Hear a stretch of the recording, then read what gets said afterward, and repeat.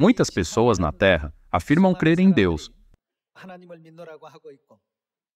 Elas têm o pensamento vago: se crermos, não seremos abençoados? Porém, a Bíblia claramente nos desperta para o destino e o objetivo da nossa fé. Então, devemos refletir sobre a nossa fé. Estamos realmente seguindo o caminho da fé com um objetivo claro em mente? Com um claro objetivo na fé, podemos nos esforçar por uma fé que não vacila nem enfraquece, não importam as dificuldades ou circunstâncias que encontramos, não é? É por isso que o apóstolo Paulo disse que ele não correu como quem corre sem rumo. Não foi assim que ele viveu a sua vida de fé. Vamos ver a Epístola aos Filipenses, capítulo 3, versículo 12. Epístola aos Filipenses, capítulo 3, versículo 12.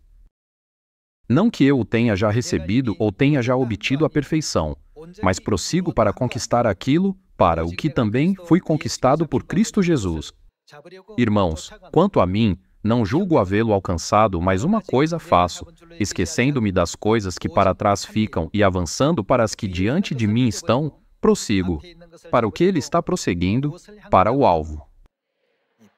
Em outras palavras, rumo ao alvo pode ser descrito como rumo ao objetivo, certo? Em sua fé, Paulo tinha objetivos, sonhos, ambições e coisas que ele queria realizar. Prossigo para o alvo, para o prêmio da soberana vocação de Deus em Cristo Jesus.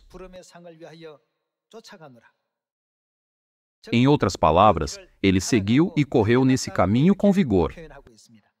Da mesma forma, devemos ter esse objetivo e esse propósito. Quando perguntado, por que você crê em Deus? Muitas pessoas respondem sem pensar muito e apenas dizem, é porque um vizinho sugeriu, ou é porque um amigo próximo me convidou para ir à igreja. Porém, já que a fé é descrita como caminhar no deserto da fé, muitas dificuldades podem surgir. O deserto é um lugar com várias condições que são escassas. Um lugar com condições favoráveis e abundantes não pode ser chamado de deserto. Não há água suficiente para beber, nem comida suficiente para se alimentar lá. Já que o caminho do deserto não podia satisfazer nem mesmo os desejos básicos da vida, Deus o usou como uma metáfora para o deserto da fé, através do qual estamos agora avançando rumo ao reino dos céus. Por isso, é natural que falte muitas coisas nessas condições, não é? Portanto, a força da fé, que nos permite completar a difícil e árida jornada pelo deserto e entrar na terra de Canaã, que mana leite e mel, é de suma importância. Porém, essa força da fé, quando tem um objetivo, nos permite avançar até o fim, nos permitindo completar a jornada, mesmo que leve 40 anos ou até mesmo 400 anos. Então, estamos realmente percorrendo o caminho da fé em direção a esse objetivo? Vamos ver na primeira epístola de Pedro, capítulo 1, versículo 7.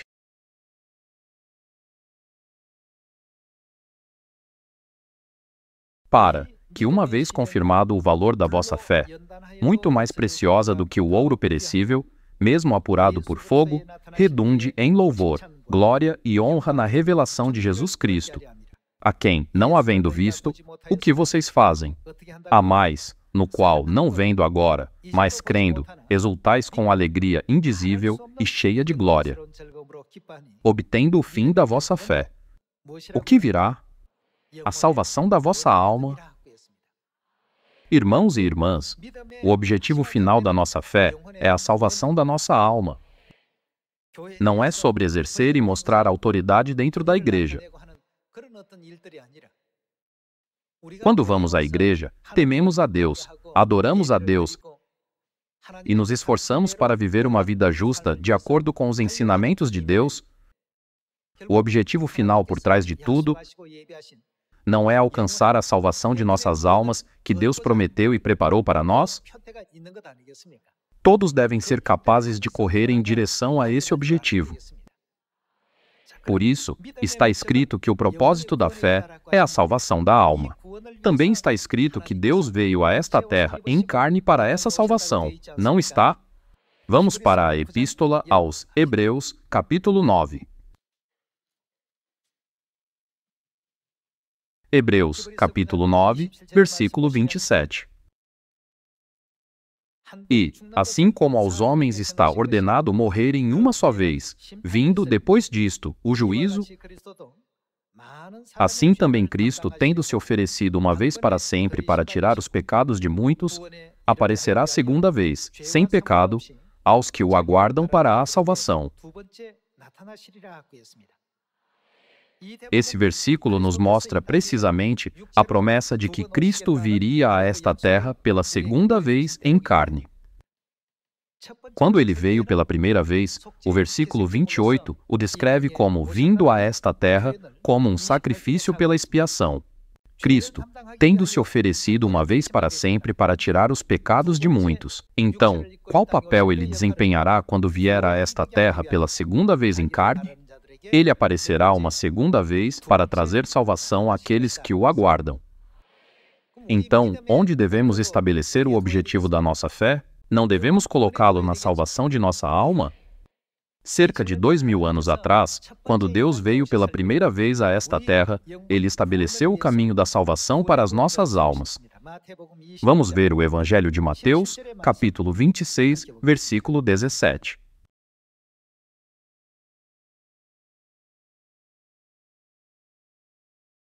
No primeiro dia da festa dos pães asmos, vieram os discípulos a Jesus e lhe perguntaram: Onde queres que te façamos os preparativos para comeres a Páscoa? Para quem os discípulos foram, de acordo com Mateus, capítulo 26, eles foram até Jesus e perguntaram: Onde queres que te façamos os preparativos para comeres a Páscoa? A verdade da vida, a Páscoa, que foi considerada muito importante por Jesus e seus discípulos, não pode ser encontrada em nenhuma igreja hoje. Podemos dizer que a igreja sem a Páscoa está perdendo sua vitalidade? Irmãos e irmãs, originalmente, o símbolo da cruz era um costume pagão que tinha sido passado da Babilônia. Elas são colocadas principalmente em sepulturas. Elas são colocadas onde não há vida. E até hoje, elas são colocadas no topo das torres das igrejas. Vamos ver o versículo 17 de novo. No primeiro dia da festa dos pães asmos, vieram os discípulos a Jesus e lhe perguntaram: Onde queres que te façamos os preparativos para comeres a Páscoa? E ele lhes respondeu: Ide à cidade ter com certo homem e dizei-lhe: O mestre manda dizer, o meu tempo está próximo em tua casa. O que Jesus vai fazer? Celebrarei a Páscoa com os meus discípulos. As igrejas hoje dizem: não precisamos celebrar a Páscoa, enquanto Jesus disse: eu a celebrarei. Eles estão excluindo todas essas preciosas verdades e, com isso, provam que estão distantes da verdade. Quem disse, celebrarei a Páscoa em tua casa? Essas são as palavras que o próprio Jesus disse diretamente aos seus discípulos. Vejamos o versículo 19. E eles fizeram como Jesus lhes ordenara. Eles obedeceram ao que Jesus lhes instruiu a fazer. Se a Páscoa não tivesse uma promessa que pudesse salvar a humanidade, por que ela estaria registrada nos evangelhos da Bíblia? Isso acontece porque há uma necessidade disso. Os discípulos não se prepararam por conta própria, ou de acordo com o que eles achavam que era certo. Mas eles fizeram como Jesus lhes ordenara e prepararam a Páscoa. Jesus já os havia instruído em detalhes sobre como preparar a Páscoa. Vamos ver como a Páscoa preparada estava sendo conduzida. Versículo 26. Enquanto comiam, tomou Jesus um pão e, abençoando-o, o partiu e o deu aos discípulos, dizendo: Tomai, comei, isto é o meu corpo. Foi isso que Jesus disse a eles. Jesus os instruiu a preparar a Páscoa e os fez preparar o pão. Depois de dar graças pelo pão, Jesus disse: "Tomai, comei, isto é o meu corpo." A seguir, tomou um cálice e, tendo dado graças, este cálice contém o vinho da Páscoa, certo? O deu aos discípulos, dizendo: "O que ele disse? Bebei dele todos, porque isto, de quem é este sangue? É o meu sangue, o sangue da nova aliança, derramado em favor de muitos para a remissão de pecados." Deus proclamou o dia da Páscoa como o dia para anunciar a nova aliança, tornando-o conhecido para toda a humanidade como a Páscoa da nova aliança. Se a Páscoa é para ser guardada de acordo com a lei de Moisés, naturalmente, um animal seria necessário. Porém, Jesus tomou o pão e o vinho e os abençoou. Em seguida, ele explicou o significado do pão aos seus discípulos. "Este pão é minha santa carne da graça que eu dou a vocês para o perdão de seus pecados e para a sua salvação. É o meu corpo." Ele também deu o cálice do vinho da Páscoa. "Este cálice é a nova aliança no meu sangue. É o meu sangue da aliança." Lucas registra essa obra de salvação no Evangelho de Lucas da seguinte forma. Vamos ver o Evangelho de Lucas, capítulo 22, versículo 7. Evangelho de Lucas, capítulo 22, versículo 7. Chegou o dia da festa dos pães asmos, em que importava comemorar a Páscoa. Jesus, pois, enviou. Quem Jesus enviou? Pedro e João. As ações de Pedro e João são algo que todos nós devemos aprender. Jesus, pois, enviou Pedro e João, dizendo: "Ide preparar-nos." O que eles devem preparar para comer? A Páscoa para que a comamos. Eles lhe perguntaram: "Onde queres que a preparemos?" Então lhes explicou Jesus: "Ao entrardes na cidade, encontrareis um homem com um cântaro de água. Segui-o até a casa em que ele entrar. E dizei ao dono da casa: o mestre manda perguntar-te: onde é o aposento no qual hei de comer a Páscoa com os meus discípulos? Ele vos mostrará um espaçoso cenáculo mobilado. Ali fazei os preparativos." E indo, tudo encontraram como Jesus lhes dissera e prepararam a Páscoa. Chegada a hora, pôs-se Jesus à mesa, e com ele, quem mais? Os apóstolos. E disse-lhes: "Tenho desejado ansiosamente comer convosco esta Páscoa." O que ele disse? "Tenho desejado ansiosamente comer convosco esta Páscoa." O propósito de Deus vir a esta terra em carne, usando o nome de Jesus em sua primeira vinda, foi para buscar e salvar o perdido. Isso não está registrado em Lucas, capítulo 19? O fato de que Jesus desejou ansiosamente comer a Páscoa mostra o quanto a Páscoa era importante para ele, não é? Ele enfatizou sua importância 2 vezes ao dizer ansiosamente e desejado.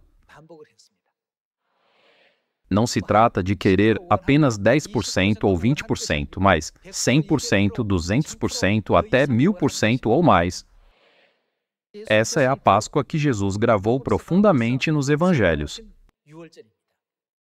Vamos para o versículo 19. "E, tomando um pão, tendo dado graças, o partiu e lhes deu, dizendo: Isto é o meu corpo oferecido por vós, fazei isto em memória de mim." Semelhantemente, depois de cear, tomou o cálice. O vinho da Páscoa está contido neste cálice, certo? Dizendo: "Este é o cálice." De que tipo de aliança ele é? Da nova aliança no meu sangue derramado em favor de quem ele é derramado? De vós. Jesus disse que esta é a lei que Deus estabeleceu para toda a humanidade. Então, vamos ver que promessa de salvação está contida na Páscoa. Porque Jesus deu o pão e o vinho da Páscoa no dia da Páscoa, dizendo: "Isto é a minha carne e isto é o meu sangue." Porque Jesus falou em detalhes sobre o ato de comer e beber, dizendo que é derramado em favor de vós? Vamos ver no Evangelho de João, capítulo 6, versículo 53. Vejamos o versículo 53. Respondeu-lhes Jesus: em verdade vos digo, se não comerdes a carne do Filho do Homem e não beberdes o seu sangue, não tendes, o que vocês não terão? Vida em vós mesmos. Nós não podemos comer e beber a carne e o sangue de Jesus literalmente. Então, o que foi mostrado como sendo a carne e o sangue de Jesus? Aqui está se referindo ao pão e vinho da Páscoa. Jesus enviou Pedro e João, seus discípulos mais próximos, para prepararem esse evento, e ele repetidamente enfatizou: tenho desejado ansiosamente comer convosco esta Páscoa antes do meu sofrimento. Ele disse que todas essas coisas foram feitas para nós. Ele repetidamente disse aos apóstolos que essa verdade foi dada para aqueles que devem ser salvos. É por isso que a Páscoa é mencionada nos evangelhos de Mateus, Marcos, Lucas e João. Com isso, a Páscoa está diretamente relacionada com a nossa salvação. É por isso que em João, capítulo 6, versículo 53, Jesus disse: se não comerdes a carne do Filho do Homem e não beberdes o seu sangue, o que Jesus disse que eles não têm, não tendes vida em vós mesmos. Ele quis dizer que eles estavam em um estado de morte. Quem detém as chaves da vida e da morte? Nosso Deus é quem as detém. Deus, que veio em carne e era conhecido pelo nome de Jesus nesta terra, nos despertou para o fato de que não podemos ter vida a menos que comamos a sua carne e bebamos o seu sangue. Versículo 54. Quem comer a minha carne e beber o meu sangue tem a vida eterna, e eu, o que ele fará? O ressuscitarei no último dia, pois a minha carne é verdadeira comida e o meu sangue é verdadeira bebida. Quem comer a minha carne e beber o meu sangue permanece em mim e eu nele. Deus nos concedeu essa preciosa bênção para que Ele possa permanecer em nós e nós possamos permanecer nele. Quando Saul, o primeiro rei do antigo Israel, estava acompanhado pelo Espírito Santo de Deus, ele governou bem a nação. Sempre que ele ia para a batalha, Deus sempre o ajudava. Com isso, ele vivia na glória da vitória. O país era muito próspero. Porém, como o rei Saul desobedecia continuamente à vontade de Deus e seu próprio orgulho continuava a crescer, no final, o Espírito Santo não pôde mais permanecer com ele e o deixou. Portanto, quando Deus se afastou de Saul, um espírito imundo imediatamente entrou nele, transformando-o em uma pessoa cujo comportamento não podia ser considerado racional. Irmãos e irmãs, uma pessoa de temperamento explosivo e uma pessoa gentil dirigem um carro da mesma forma? Eles dirigem de maneiras diferentes. Eu não estou tentando constrangê-lo, mas no passado eu conheci uma pessoa que era excelente para dirigir. Quando dirigimos, olhamos com atenção para trás e damos ré com cuidado. Mas ele não fazia isso. Ele conseguia dar ré no carro muito bem. Num piscar de olhos, ele desaparecia em um instante. Assim como o mesmo carro pode parecer diferente dependendo de quem o está dirigindo, embora Saul fosse a mesma pessoa, suas ações eram completamente diferentes quando o Espírito Santo de Deus estava presente nele versus quando um espírito maligno o invadia. Isso é algo que podemos ver claramente. Porém, o que Deus diz? Quem comer a minha carne e beber o meu sangue permanece em mim, e onde ele permanecerá? Deus disse que ele permaneceria dentro de nós. Então, quão verdadeiramente preciosa é a Páscoa? Todos aqueles que habitam nesta preciosa nova aliança receberão a bênção da vida eterna junto com a presença do Espírito Santo, através da obra sagrada do Espírito Santo de Deus. Por isso, o povo de Deus guardou a verdade da Páscoa. Porém, Deus já havia profetizado que essas santas palavras de Deus desapareceriam. Vamos ver quem tentaria destruí-las, indo para o livro de Daniel, capítulo 7, versículo 20. Vejamos o capítulo 7, versículo 20. E também a respeito dos 10 chifres que tinha na cabeça e do outro que subiu, diante do qual caíram 3. Aqueles de vocês que estudaram a profecia de Daniel sabem que um chifre representa um reino, não é? Os 3 chifres, Érulos, Vândalos e Ostrogodos, dentre os 10 reinos da Europa, desapareceram conforme a profecia de Daniel. Daquele chifre que tinha olhos e uma boca que falava com insolência e parecia mais robusto do que os seus companheiros. Eu olhava, e eis que este chifre fazia guerra contra os santos e prevalecia contra eles. Na cena profetizada, os santos foram derrotados, e aquele que se opôs a eles ganhou mais força. Versículo 22. Ele os derrotou, mas isso seria momentâneo. Até que veio o ancião de dias, ou seja, Deus veio e fez justiça aos santos do Altíssimo, e veio o tempo em que os santos possuíram o reino. Está escrito que toda a autoridade para os santos será restaurada no devido tempo. Vamos para o versículo 24. Vejamos o versículo 24.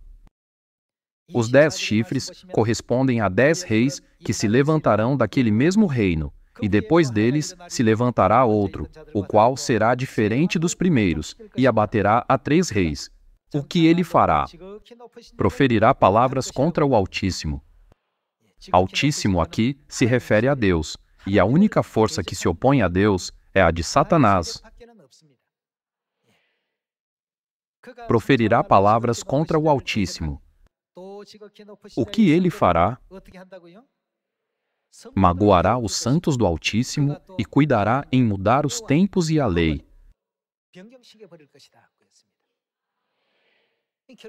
Como profetizado, a Páscoa foi abolida em 325 depois de Cristo. Em 321 depois de Cristo, 4 anos antes, o sábado foi abolido. Um por um, tudo foi cumprido exatamente como profetizado. A Páscoa é uma verdade importante e não pode ser facilmente apagada do coração daqueles que acreditam em Deus. Com isso, em 155 depois de Cristo, houve a primeira tentativa de abolir a Páscoa. Por volta de 155 depois de Cristo, entre Policarpo, o bispo da Igreja Oriental, e Aniceto da Igreja Ocidental, que podia ser considerado o Papa, surgiu uma disputa sobre a Páscoa. Um debate sobre a data da celebração da Páscoa levou a uma controvérsia, com uma segunda discussão ocorrendo por volta de 197 depois de Cristo. Ela não foi abolida de uma vez, mas houve tentativas feitas sempre que uma oportunidade surgia, sondando o terreno várias vezes. Primeiramente, foi profetizado que os santos seriam derrotados. A derrota dos santos significa que eles perderam a verdade nesse ponto. 155, 197 e 325 depois de Cristo. Por cerca de 300 anos depois de Jesus ascender ao céu, a igreja primitiva continuou a guardar a Páscoa. Porém, a Páscoa no fim acabou abolida em 325 depois de Cristo, pelo imperador romano, que era o chefe do culto ao Deus Sol, e pela Igreja Católica Romana que o obedeceu. Não está escrito que ele falará contra o Altíssimo, oprimirá seu santo povo e cuidará em mudar os tempos e as leis? Eles aboliram a Páscoa, que Deus nos ordenou celebrar. Introduziram o costume do Natal, aboliram o sábado e introduziram o culto dominical. Todas essas práticas de culto ao Deus Sol foram trazidas para a Igreja. Isso pode ser visto como o estado da Igreja hoje. O que Jesus proclama que estaria ausente naqueles sem a Páscoa, não tendes vida em vós mesmos. Ele promete que aqueles que celebram a Páscoa, ou seja, aqueles que comem sua carne e bebem seu sangue, têm a vida eterna, e ele os ressuscitará no último dia, permitindo que eles participem da ressurreição. Considerando a importância da Páscoa como uma promessa da nova aliança, essa abolição é inegavelmente trágica. Hoje, podemos discernir essas coisas através da graça do Pai e da Mãe. Devemos ser capazes de discernir claramente entre a obra feita por Deus e a obra que atualmente está sendo guiada por Satanás. Através de um microscópio, podemos ver coisas que são pequenas demais para o olho nu discernir entre todas as criaturas vivas neste mundo.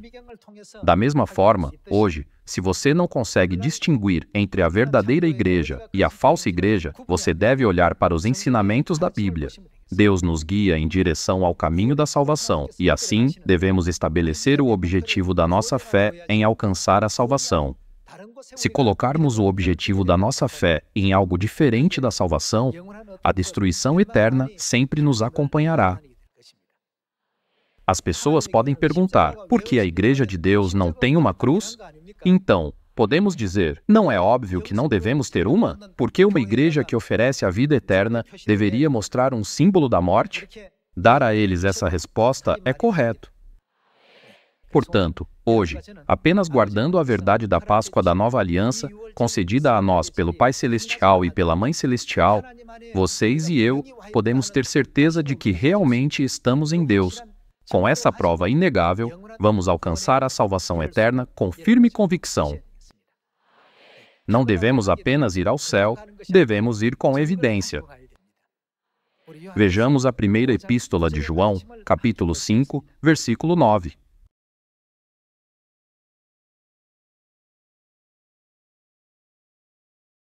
Se admitimos o testemunho dos homens, o testemunho de Deus é maior.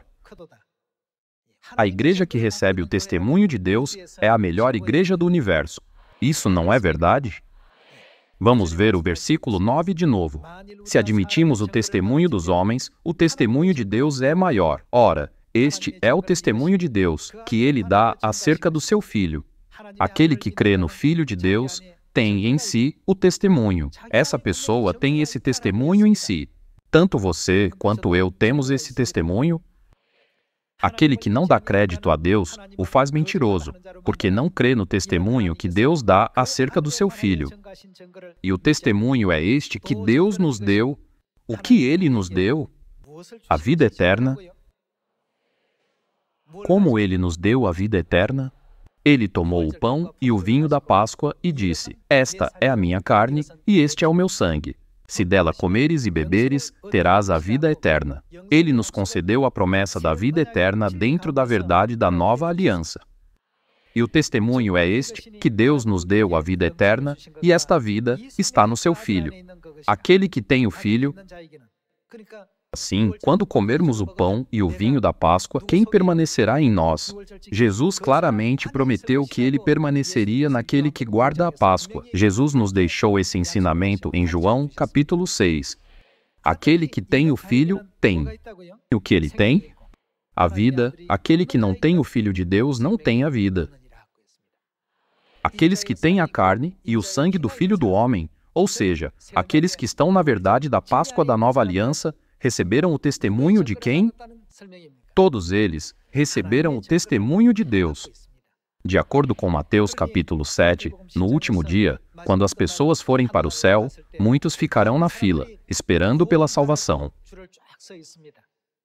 Algumas pessoas dirão, Senhor, Senhor, eu profetizei em teu nome, expulsei demônios em teu nome, tenho realizado muitos sinais e prodígios em teu nome. Muitas pessoas irão a Jesus dizendo, eu creio em ti sinceramente, eu acreditava em ti com fervor. Nesse momento, o que Jesus dirá em resposta, em uma única frase? Ele afastará todos eles, dizendo, nunca vos conheci. Conforme eles continuam vindo, ele dirá, eu certamente não vos conheço. Então, para quem Jesus dará permissão? Quando as pessoas que habitam na verdade da nova aliança, dando o testemunho de Deus, vão a Ele, Deus buscará e encontrará aqueles que têm o seu santo corpo e precioso sangue dentro deles. É dito que dentro do corpo humano, há um programa que atua como um mapa para determinar que tipo de doenças uma pessoa terá ao longo de sua vida e quão alta ela crescerá.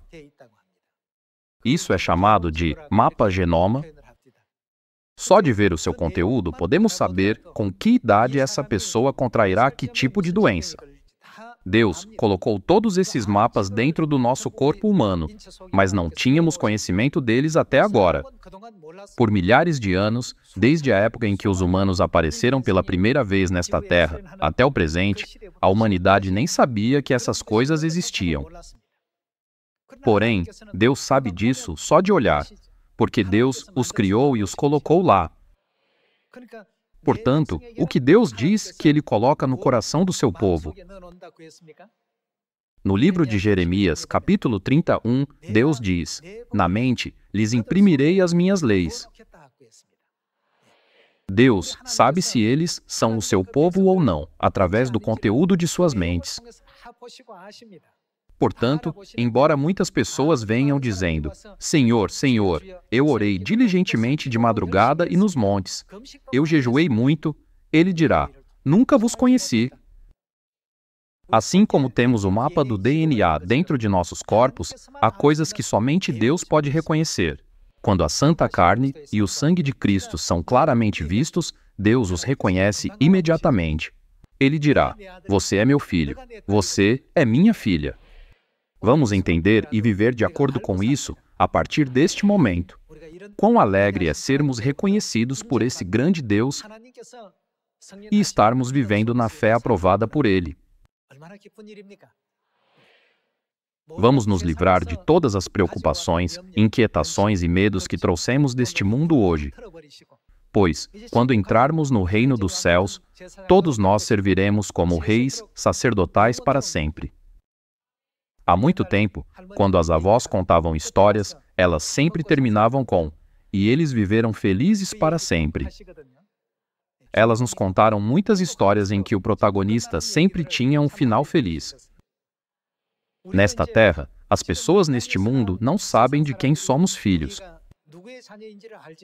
Como está profetizado, Satanás, o diabo, afligirá a nós, o povo santo de Deus.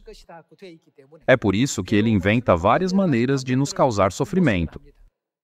Apesar disso, vamos segurar firmemente a preciosa e santa promessa de Deus até o fim e completar a corrida da nova aliança. Eu espero que você e eu possamos seguir o caminho guiado pela Mãe Celestial Nova Jerusalém, que é a realidade da nova aliança, até o fim. Com isso, eu gostaria de concluir o sermão. Obrigado.